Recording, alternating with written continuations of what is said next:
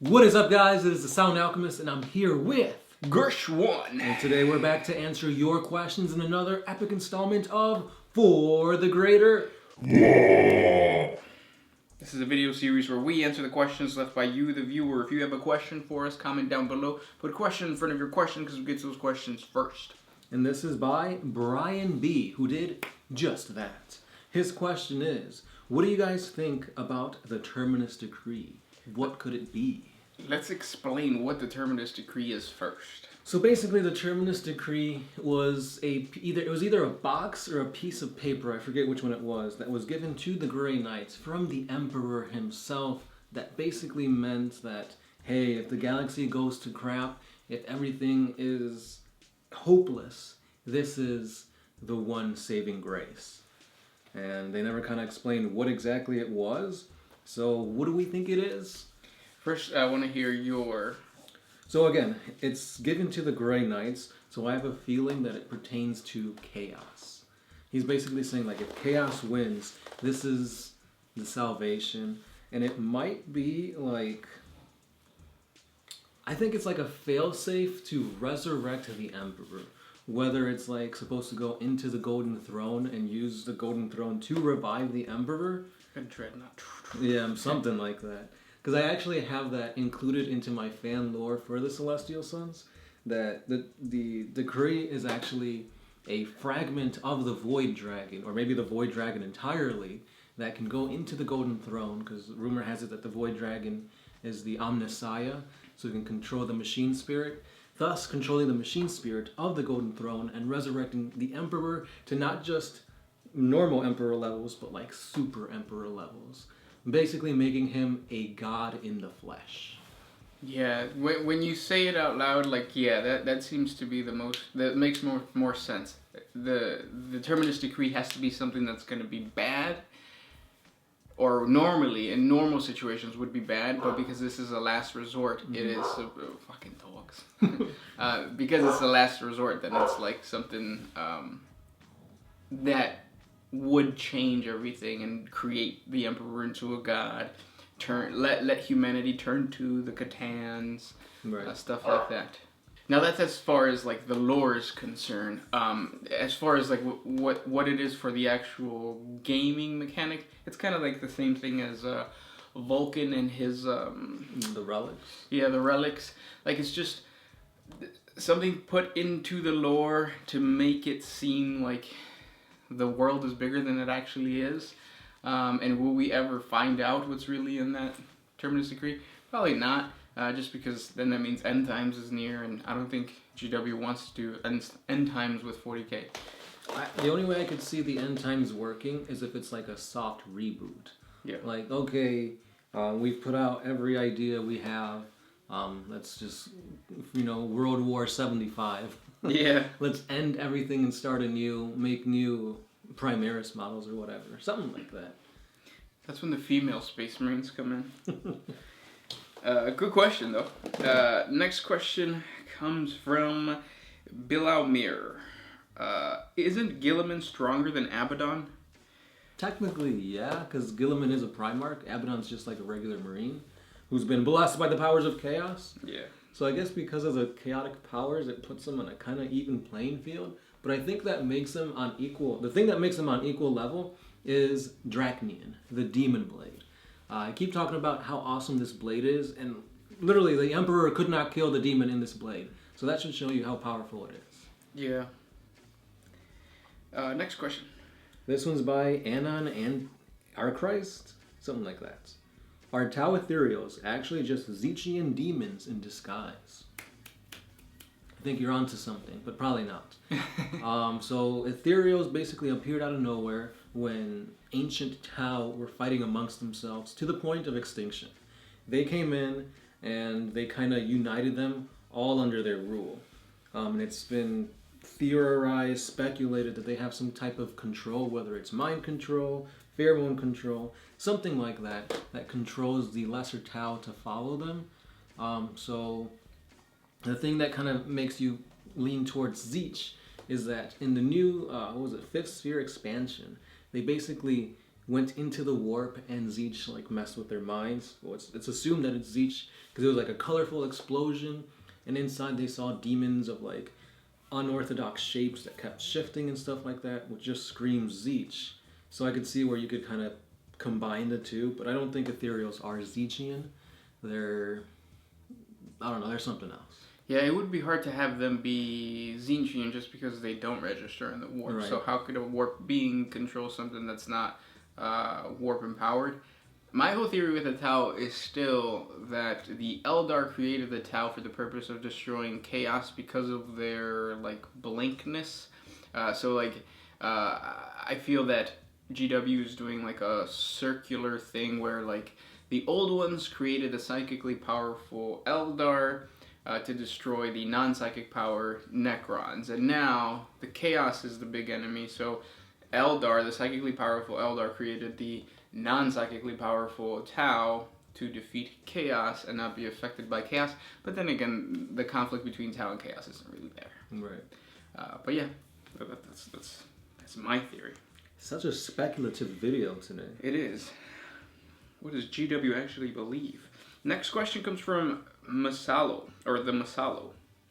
Is it possible to mix gene seeds in one Astarte? Say, could one mix Iron Hands with Blood Angels? No, there's no... You can't have one Space Marine that has 2 gene seeds from 2 different Primarchs, but you can have a chapter that has a gene seed from 2 different Primarchs. I created a lore video on the Tiger Claws, I believe. Tigres del Norte. Yeah, and their whole thing is that they are a Space Marine chapter that was absorbed by another Space Marine chapter.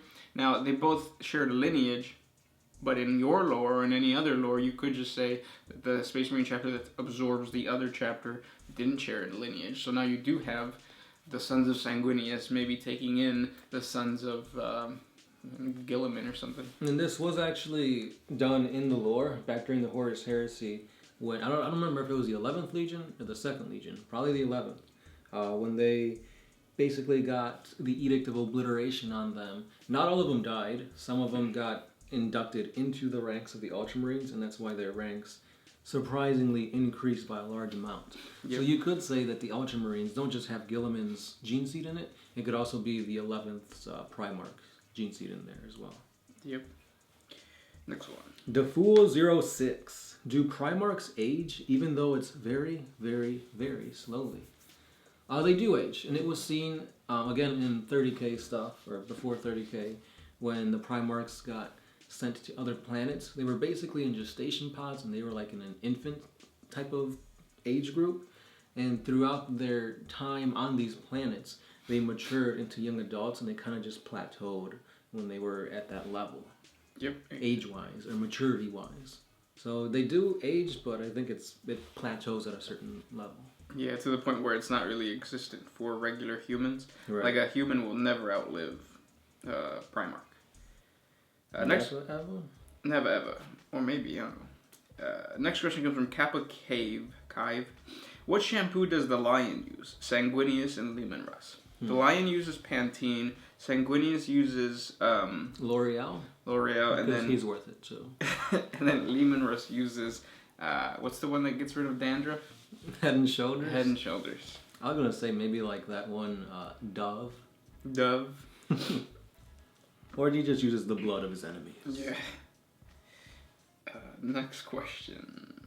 Ian Newcomb. Speaking of barking dogs from earlier, what type of demon hounds do you have? They are 2 border collie demon hounds. One of them is short-haired, the other one is long-haired. They're assholes. Next question comes from Pineapple. Which 2 chapters are the biggest bros, and which 2 have similar ideas and could be great bros? Oh man, I instantly go to Primarchs, but I know that's not true for the Legions. But I'm gonna have to say, yeah, I'm not sure. I feel like Imperial Fists and Ultramarines are very similar.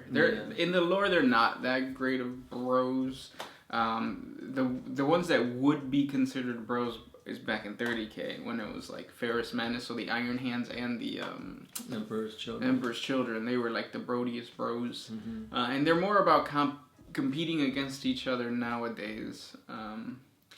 I guess you could just look at the Bad App War, the Mantis Warriors, the Astral Claws, the Lamenters, everybody that kind of sided with Huron, just Huron Blackmane, right?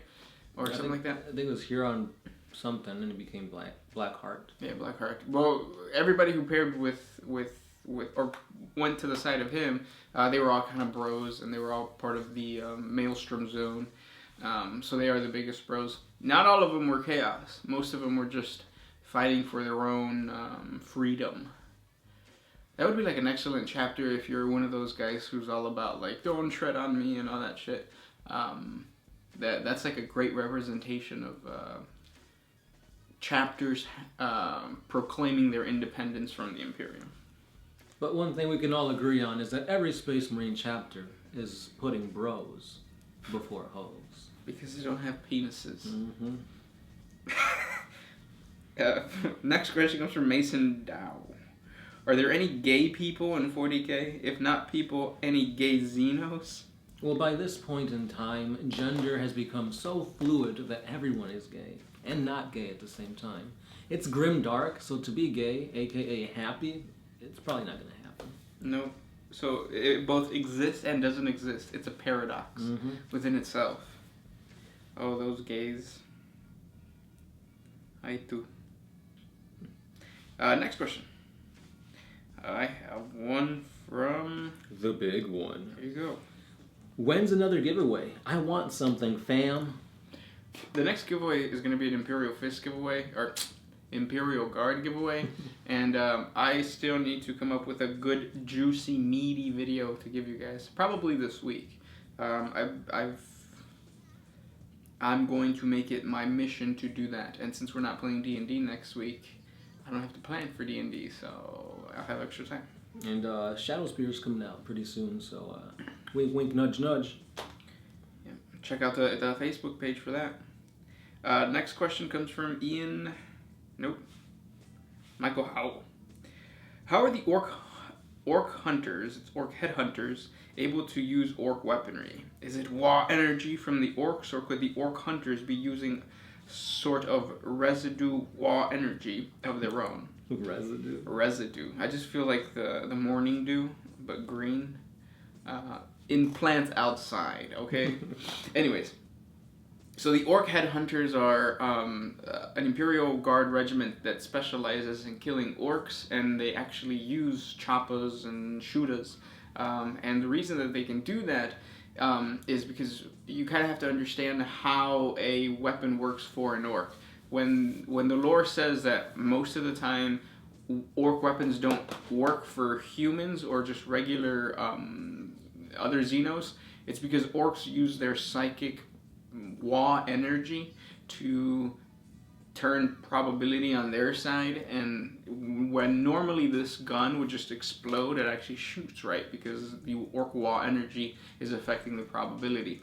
When it gets into the hands of an orc headhunter, he has modified it, he has like done everything he needs to do in order to use the weapon properly. To an orc it wouldn't be considered proper just because he wants it to be loud and break things. But an orc headhunter, that regiment understands that this weapon can be modified to work properly in their eyes, and it's still considered a shooter. Because a shooter is just a gun. It doesn't even... There's no specific shooter, like, blueprint, if that makes sense. And the reason they use those weapons is because they're kind of short on equipment. Next question. This one is by Hair Sprangstaff. He's not sure if this was asked, but he'll ask it anyway.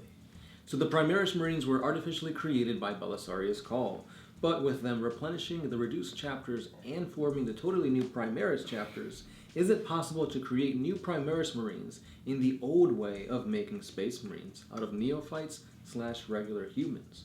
And if so, will all chapters from now on only create Primaris Marines, or will there still be regular Space Marines being inducted? Sorry for my bad English. Love your work and greetings from Germany. Oh, neat. That was perfect English and greetings. You can hear the dogs. So the way that the new gene seed works is that it takes.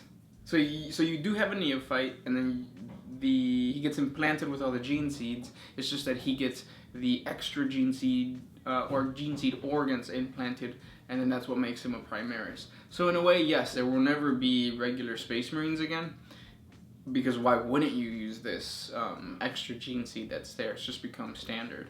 That was his question, right? Yeah. Which kind of sucks because, like, I still want the OG Space Marines, but I mean, you got a point.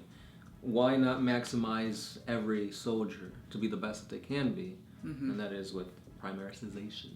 Yep. Last question comes from. Do you have one? Alright, I mean, I have one from Tomato of Doom.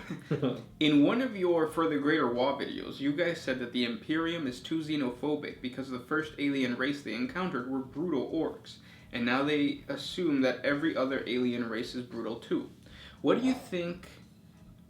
How would the Imperium be if they encountered another race, like the Tau first, for example? Things would be different. Even though I think there would still be conflict just because humans are naturally conflict oriented, especially when they're trying to push the greater good on like humanity. Mm-hmm. And that's just like one fragment of why the Imperium is so xenophobic. You still have to take into account the Book of Lorgar, the Imperial Creed, just everything, or the Warp, everything about the unknown of the universe is trying to kill humanity. So they're xenophobic because everybody's trying to kill them in reality. But yeah, those are my thoughts. It makes sense. I think no matter what, they would have always been xenophobic. Humanity in general is just like, you're different than me. That's not cool. Yeah. So that's just what happens with aliens. Xenos. Those were the questions for today. If you guys have more questions for us, comment down below. Thanks for supporting us everywhere, liking, commenting, and sharing. Because of you guys, we can continue to put out more content for you. Like Gershwin said before, go like the Facebook page, because giveaways, wink, wink, nudge, nudge. And we'll see you next time. This is Gershwin, Sound Alchemist, and we are out.